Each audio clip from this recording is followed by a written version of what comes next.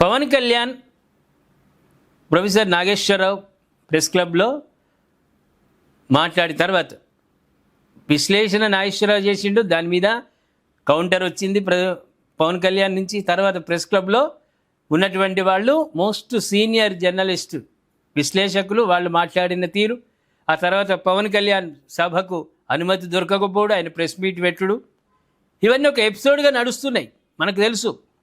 దీంట్లో తగదనంటూ ఇక నేనే ఉన్నా, పిలువని పేరంటానికి వెయ్యని విస్తరిలాగా ప్రతిదానికి నేనున్నాను అని ఒక ఎక్స్ వేదిక, మన్ను వేదిక, దిక్మాల వేదికల ముందుకొచ్చి ఏదో కూత కూసి అందరితో తిట్లబడేటువంటి మహా విలక్షణ నటుడు ఉన్నాడు, తెలుసు మీకు.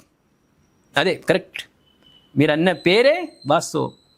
ఆయనకి ఏమవసరం? ఆయన ఏమన్నాడు కామెంట్లో, రండి దొరా మీరు వస్తానంటే మేము వద్దంటామా అంటూ వ్యంగ్యంగా మాట్లాడడమే కాకుండా, పొత్తుతో వస్తావా, సింగిల్గా వస్తావా, నువ్వు ఎడబుట్టినావు తెలంగాణలో, ఏ ఊరు, నీ అడ్రస్ ఎక్కడ, నీ ఆధార్ కార్డు ఎక్కడ,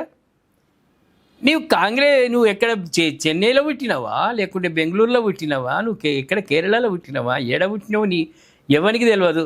నువ్వు తెలంగాణ వాదిగా తెలంగాణలో జీవిస్తున్నట్టుగా మాట్లాడడం ఏంది? వ్యంగ్య అస్త్రాలు సంధించడంలో ఆ గొప్ప నటుడు, విలక్షణ నటుడు ప్రథమం ఉంటాడు. దాంట్లో అర్థం ఉండదు, పర్థం ఉండదు, పరమార్థం ఉండదు. దీనిపై సినీ నటి హేమ స్పందించింది. వ్యంగ్య అస్త్రాలు మానుకో, నిన్నెవడు పిలిచిండు, నిన్ను గెడగెడకు నిమిషానికి ఎందుకు వచ్చి నువ్వు ఏలు పెడతావు, ఎందుకు వచ్చి కూతలు కూస్తావు, దొరపోకడ నీకెందుకు, నోరు మూసుకొని కూర్చో, సినిమాలలో నటించుకో అని హేమ గట్టిగా అన్నది. నిజంగా హేమ మాటతో మనం ఏకీభవిద్దామా?